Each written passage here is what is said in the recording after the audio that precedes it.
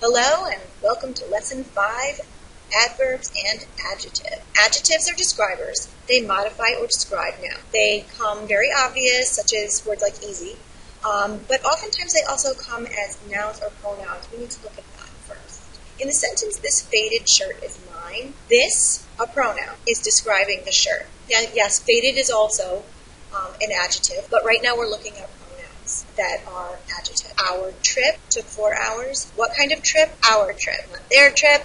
It's not a trip to the moon. It's our trip. Adjectives can also come in the form of articles. Remember, articles are the, and an. So when we look at the sentence, the book is interesting, we're talking about the book, not a random book over there, not a collection of books, but the specific book that we're talking about. Now, we also have things called compound adjectives. They're usually pairs of words that are put together with a hyphen. Things like world-famous, so-called, short-term. And they show up frequently in writing, but we need to make sure that we use them appropriately. Now, although there are hyphens, don't assume that we're going to use the hyphens. There is actually a specific rule. Those that come before the noun contain hyphens, and those that follow don't. So in our sentence, Arnold Schwarzenegger is a world-famous actor-governor. World-famous comes before the noun.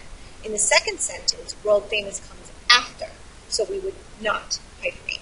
Okay, not only can nouns and articles assume the role of adjectives, but so can clauses. So the snow on the grass melted. On the grass is an adjective modifying snow. Okay, what snow? Not the snow on the driveway, the snow on the grass. In the same manner, the italicized phrases in the following sentences serve as stand-in for adjectives. So look at Cyrano, the man with the 6-inch nose. Not the man with the small nose, not the man who's talking over there. The man with the 6-inch nose is referring to him. The funniest jokes ever told, okay? Ever told, not the ones told last night.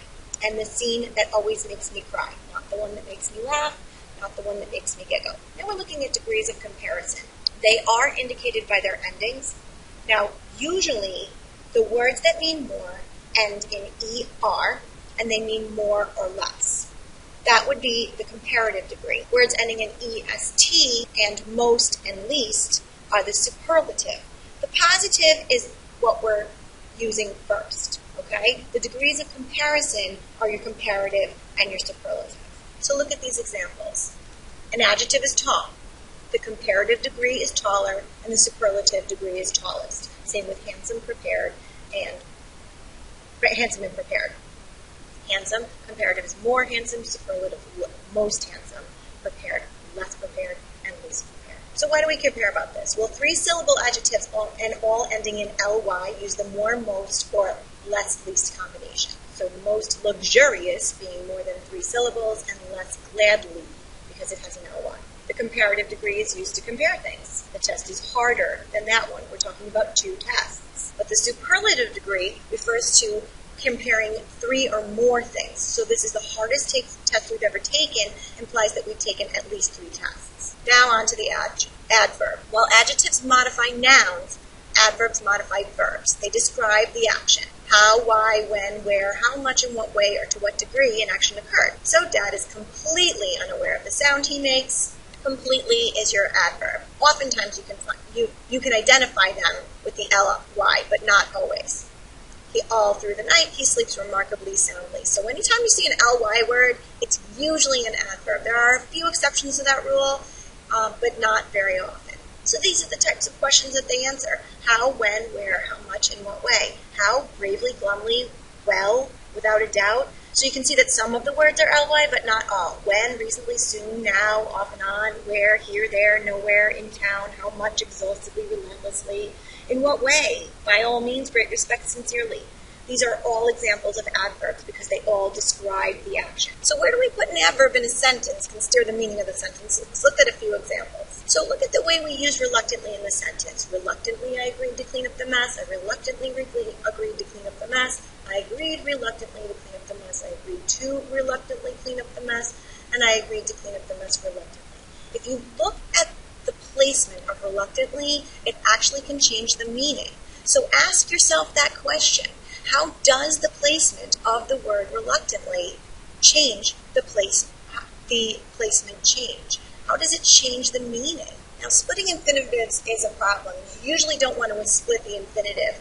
What is infinitive? Remember, that's to something. So to split, to look, to carry. Here's an example. It felt creepy to, after all this time, visit my elementary school. You see how the infinitive is split there?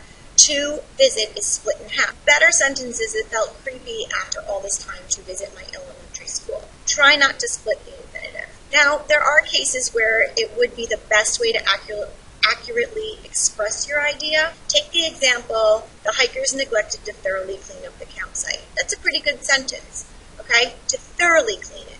Now, if we moved thoroughly so that we didn't split the infinitive, we would have the hikers neglected thoroughly to clean up the campsite, or they neglected to clean up thoroughly the campsite. It really doesn't work as well. So there are cases where we have to use it because those two would be awkward.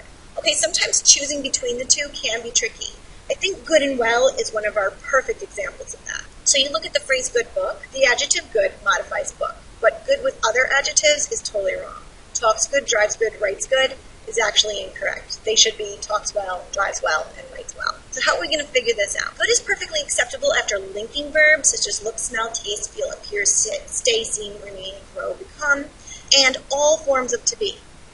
Sounds good, feels good, and smells good are perfectly correct. So to determine whether the verb is a linking verb, if you substitute a form of to be in its place, then you can actually tell whether it's a linking verb. So Claude climbs a ladder well, sounds fine. But if you say is a ladder well, that doesn't work. But the salad tastes spicy, if you said the salad is spicy, that does work. So that would be a linking verb.